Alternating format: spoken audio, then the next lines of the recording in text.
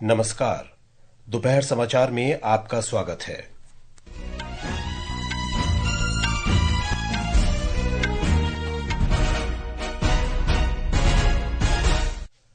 प्रधानमंत्री नरेंद्र मोदी ने छात्रों को स्वस्थ रहने के लिए पौष्टिक आहार लेने की सलाह दी।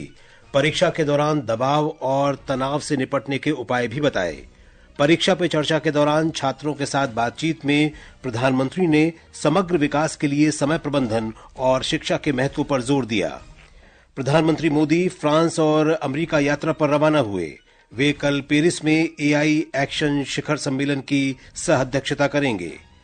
राष्ट्रपति द्रौपदी मुर्मू ने प्रयागराज में महाकुंभ में पवित्र डुबकी लगाई और रक्षा क्षेत्र में भारत की तकनीकी प्रगति को प्रदर्शित करने के लिए एशिया का सबसे बड़ा air show aero India Bengaluru में शुरू।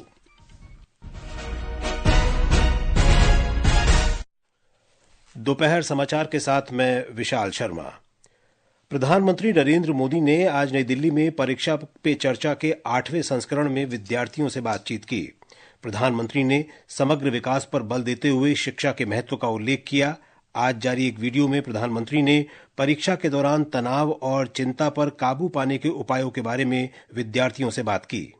बैट्समैन उस प्रेशर की परवाह नहीं करता। उसका पूरा ध्यान उस बॉल पे होता है। अगर आप भी इस प्रेशर को मन में न लेते हुए अपना ध्यान, आज मैंने इतना पढ़ना तय किया, ये अगर कर लेते हैं, आप आराम से उस प्रेशर में से भी अपने आप को दिखा सकते।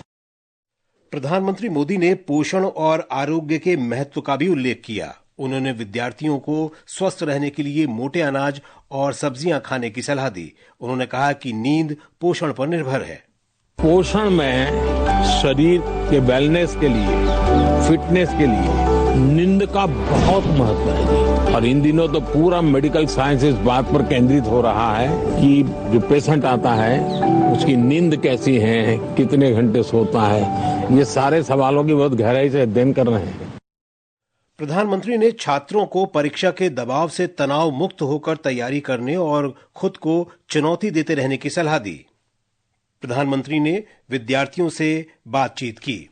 चाहूंगा कि आप हमारा मार्गदर्शन करें कि हम कैसे टेक्नोलॉजी का सदुपयोग कर सकते हैं। आप उस युग में बड़े हो रहे हैं जिस युग में इतनी बड़ी मात्रा में टेक्नोलॉजी का फैलाव है, प्रभाव है और उपयोग है, और इसलिए टेक्नोलॉजी से भागने की जरूरत नहीं है। लेकिन आपको तय करना होगा कि क्या मैं रील देखता रहता हूँ, क्या उसी में समय जाता है क्या मेरा, या मुझे इस चीज में रुचि है तो उसकी बारीकियों में जाऊं, उसके एनालिसिस में जाऊं, तो टेक्नोलॉजी एक ताकत बनेगी।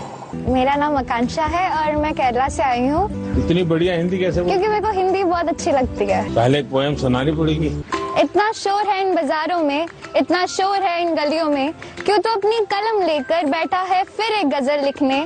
फिर उस किताब के पन्नों पर तू लिखना क्या चाहता है, ऐसा क्या है तेरे मन में। सवालों भरे तेरे मन में एक शाही शायद जवाब लिख रही है। फिर क्यों तू आसमान देखता है, ऐसा क्या है इन सितारों में, ऐसा क्या है तेरे मन में। वाह वाह वाह। तेलंगाना के एक छात्र अलुवेला सैतेजा ने कहा कि प्रधानमंत्री के शब्द प्रेरणादायक हैं और परीक्षा के दौरान उनके लिए मददगार होंगे। परीक्षा पे चर्चा के इस संस्करण में प्रधानमंत्री से सीधे संवाद करने के लिए सभी राज्यों और केंद्र शासित प्रदेशों के लगभग 36 विद्यार्थियों का चयन किया गया था। प्रधानमंत्री नरेंद्र मोदी फ्रांस और अमेरिका की यात्रा पर रवाना हो गए हैं। इस यात्रा का उद्देश्य दोनों देशों के साथ रणनीतिक, आर्थिक और तकनीकी साझेदारी को बढ़ावा देना है। राष्ट्रपति मैक्रों के आमंत्रण पर श्री मोदी आज 10 फरवरी से 12 फरवरी तक फ्रांस की यात्रा पर रहेंगे। प्रधानमंत्री नरेंद्र मोदी ने अपने प्रस्थान वक्तव्य में कहा कि उनकी यात्रा का द्विपक्षीय खंड राष्ट्रपति मैक्रों के साथ भारत फ्रांस रणनीतिक साझेदारी के लिए 2047 की जमीनी रूपरेखा पर प्रगति की समीक्षा करने का एक अवसर प्रदान करेगा। फ्रांस की यात्रा के बाद प्रधानमंत्री राष्ट्रपति डोनाल्ड ट्रंप के आमंत्रण पर अमेरिका के 2 दिन की यात्रा पर रवाना होंगे। जनवरी महीने में राष्ट्रपति ट्रंप की ऐतिहासिक जीत के बाद ये प्रधानमंत्री की अमेरिका की पहली यात्रा है। प्रधानमंत्री की यात्रा को कवर करने गए हमारे संवाददाता की रिपोर्ट। प्रधानमंत्री नरेंद्र मोदी की यात्रा से प्रमुख क्षेत्रों में भारत फ्रांस संबंधों को मजबूती मिलेगी। एआई एक्शन शिखर सम्मेलन में वे नैतिक एआई पर वार्ता की सह अध्यक्षता करेंगे। शिखर सम्मेलन में एआई की नींव पर नेताओं की घोषणा की उम्मीद है। प्रधानमंत्री मोदी शिखर सम्मेलन के दौरान महत्वपूर्ण द्विपक्षीय बैठकें भी करेंगे। फ्रांस के राष्ट्रपति इम्मानुएल मैक्रों के साथ उनकी वार्ता में महत्वपूर्ण समझौतों पर हस्ताक्षर होने की संभावना है। मार्सिले में वे फ्रांस में भारत के पहले महावाणिज्य दूतावास का उद्घाटन करेंगे, जो इस क्षेत्र में भारत की उपस्थिति को बढ़ाने में एक बड़ा कदम है। ITER परियोजना के लिए उनकी यात्रा स्वच्छ ऊर्जा समाधानों के लिए भारत के प्रयासों को उजागर करती है। ये मुलाकातें उनकी 2 दिवसीय अमेरिकी यात्रा का मार्ग प्रशस्त करती हैं, जहां व्यापार, रक्षा और ऊर्जा सहयोग केंद्र में होंगे, जिससे भारत अमेरिका संबंध और गहरे होंगे। राजा दुलई की रिपोर्ट के साथ समाचार कक्ष से मनोज। ये समाचार हमारी वेबसाइट www.newsonair.gov.in और हमारे न्यूज ऑन AIR ऐप पर भी उपलब्ध हैं। दोपहर समाचार में आपका फिर स्वागत है और अब खबरें महाकुंभ से।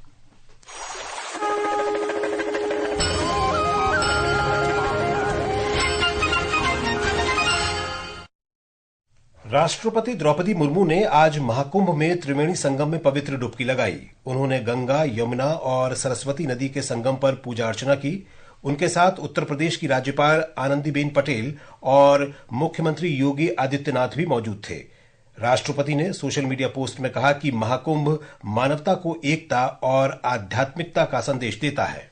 दुनिया के सबसे बड़े आध्यात्मिक समागम में देश विदेश की प्रमुख हस्तियां इस पवित्र संगम में आस्था की डुबकी लगा रहे हैं। अपनी यात्रा के दौरान राष्ट्रपति मुर्मू नाव के द्वारा त्रिवेणी संगम पहुंची और सार्वजनिक पक्षियों को दाना खिलाया। इसके बाद राष्ट्रपति ने प्रयागराज में अक्षय वट और बड़े हनुमान मंदिर का दर्शन किया। वहीं डिजिटल महाकुंभ अनुभूति केंद्र के माध्यम से उन्होंने आधुनिक तकनीक के जरिए महाकुंभ की गहराई को भी समझा। इससे पहले उपराष्ट्रपति जगदीप धनखड़ और प्रधानमंत्री नरेंद्र मोदी ने भी त्रिवेणी संगम में पवित्र डुबकी लगाई थी। 13 जनवरी से शुरू हुआ महाकुंभ का मेला 26 फरवरी तक चलेगा और अब तक 44 करोड़ से अधिक श्रद्धालु त्रिवेणी संगम में स्नान कर चुके हैं। दीपेंद्र कुमार, आकाशवाणी समाचार, प्रयागराज।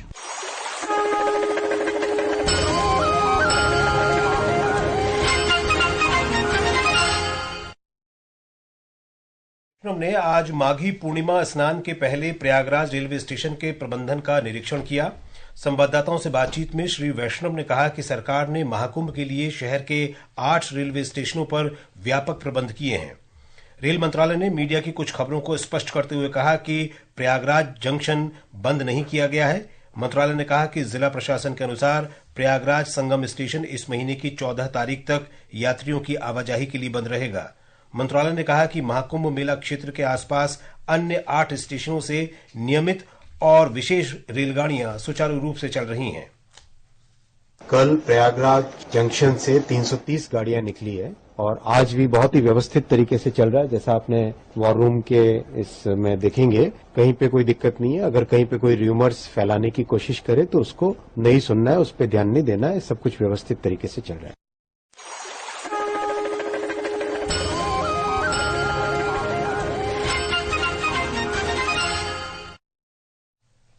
सार्वजनिक प्रशासन, शासन और नीति निर्माण में नवाचारों पर चर्चा और अन्वेषण के लिए अंतर्राष्ट्रीय प्रशासनिक विज्ञान संस्थान IIAS और प्रशासनिक सुधार और लोक शिकायत विभाग DARPG का भारत सम्मेलन 2025 आज नई दिल्ली में शुरू हुआ। 5 दिन के सम्मेलन का औपचारिक उद्घाटन केंद्रीय कार्मिक, लोक शिकायत और पेंशन राज्य मंत्री डॉक्टर जितेंद्र सिंह कल करेंगे। इस वर्ष सम्मेलन का विषय है अगली पीढ़ी के प्रशासनिक सुधार, अंतिम लक्ष्य तक पहुंचना। संसद के दोनों सदनों में आम बजट 2025 पर चर्चा फिर से शुरू हो गई है।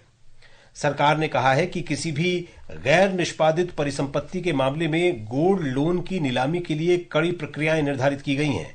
लोकसभा में आज प्रश्नकाल के दौरान पूरक प्रश्नों का उत्तर देते हुए वित्त मंत्री निर्मला सीतारामन ने कहा कि गोल्ड लोन के पुनर्भुगतान के लिए गैर बैंकिंग वित्तीय कंपनियों और अनुसूचित वाणिज्यिक बैंकों को समान नियमों का पालन किया जाता है।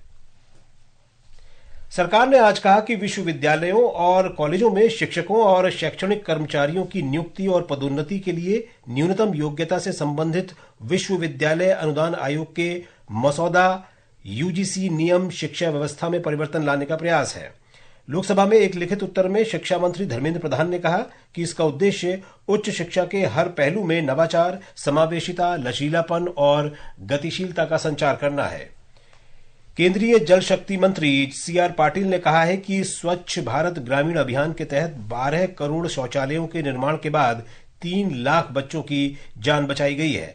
आज राज्यसभा में प्रश्नकाल के दौरान पूरक प्रश्नों का उत्तर देते हुए उन्होंने कहा कि स्वच्छ भारत अभियान के तहत चलाए गए जागरूकता अभियान के कारण शौचालयों के उपयोग के संबंध में 7 करोड़ लोगों के व्यवहार में बदलाव आया है।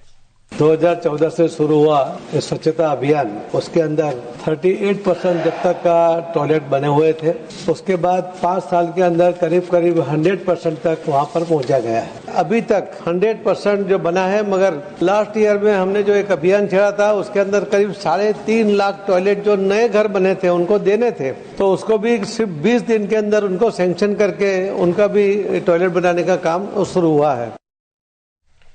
जम्मू कश्मीर में सरकार ने पर्यटकों की बढ़ती संख्या के बीच 7 नए पर्यटन स्थलों पर स्कीइंग की व्यवहार्यता के मूल्यांकन की पहल की है। इनमें 4 पर्यटन स्थल कश्मीर में और 3 जम्मू क्षेत्र में हैं। ये समाचार आकाशवाणी से प्रसारित किए जा रहे हैं। ताजा समाचार जानने के लिए आप हमारे social media handle x@AIR News Hindi को फॉलो कर सकते हैं। रक्षा मंत्री राजनाथ सिंह ने रक्षा राज्य मंत्री संजय सेठ और कर्नाटक के उप मुख्यमंत्री DK शिवकुमार की मौजूदगी में आज बेंगलुरु में भव्य मेगा एयरो इंडिया शो का उद्घाटन किया। श्री राजनाथ सिंह ने एयरो स्पेस में एशिया के सबसे बड़े शो को रक्षा उत्पादन में हमारी ताकत और लचीलेपन का प्रतिबिंब बताया।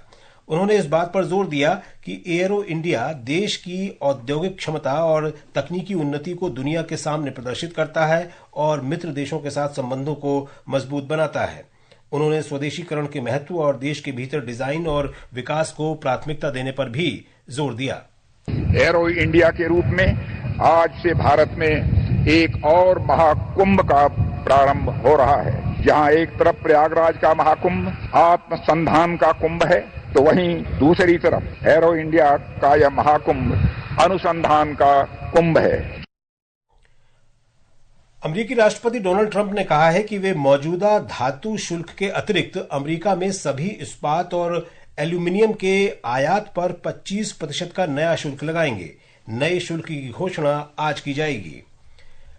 आकाशवाणी अपने साप्ताहिक फोन इन कार्यक्रम पब्लिक स्पीक में आज रात 9:30 बजे सौर ऊर्जा के उपयोग को बढ़ाने पर चर्चा प्रसारित करेगा। कार्यक्रम में नवीन तथा नवीकरणीय ऊर्जा विभाग के अपर सचिव सुदीप जैन और राष्ट्रीय सौर ऊर्जा संस्थान के महानिदेशक प्रोफेसर मोहम्मद रेहान उपस्थित होंगे, जो सौर ऊर्जा, इसके लाभों और इससे संबंधित सरकारी योजनाओं के बारे में श्रोताओं के प्रश्नों का उत्तर देंगे। थाईलैंड में चल रहे पैरा तीरंदाजी एशिया कप के महिला कंपाउंड ओपन वर्ग में भारत की सरिता ने स्वर्ण पदक जीता है। सरिता ने आज सिंगापुर की नूर सियाहिदा अलीम पर करीबी मुकाबले में 143 के मुकाबले 142 से जीत दर्ज की। वहीं पुरुषों की W1 श्रेणी में भारत के आदिल मोहम्मद नजीर अंसारी ने कांस्य पदक जीता। इंडियन सुपर लीग फुटबॉल में आज भुवनेश्वर के कलिंगा स्टेडियम में ओडिशा FC का मुकाबला पंजाब FC से होगा। मैच शाम 7:30 बजे से होगा। और अब अंत में मुख्य समाचार एक बार फिर। प्रधानमंत्री नरेंद्र मोदी ने छात्रों को स्वस्थ रहने के लिए पौष्टिक आहार लेने की सलाह दी। परीक्षा के दौरान दबाव और तनाव से निपटने के उपाय भी बताए। परीक्षा पे चर्चा के दौरान छात्रों के साथ बातचीत में प्रधानमंत्री ने समग्र विकास के लिए समय प्रबंधन और शिक्षा के महत्व पर जोर दिया। प्रधानमंत्री मोदी फ्रांस और अमेरिका यात्रा पर रवाना हुए। वे कल पेरिस में AI एक्शन शिखर सम्मेलन की सह-अध्यक्षता करेंगे। राष्ट्रपति द्रौपदी मुर्मू ने प्रयागराज में महाकुंभ में पवित्र डुबकी लगाई और रक्षा क्षेत्र में भारत की तकनीकी प्रगति को प्रदर्शित करने के लिए एशिया का सबसे बड़ा air show aero India Bengaluru में शुरू। इसके साथ ही दोपहर समाचार का ये अंक समाप्त हुआ। नमस्कार।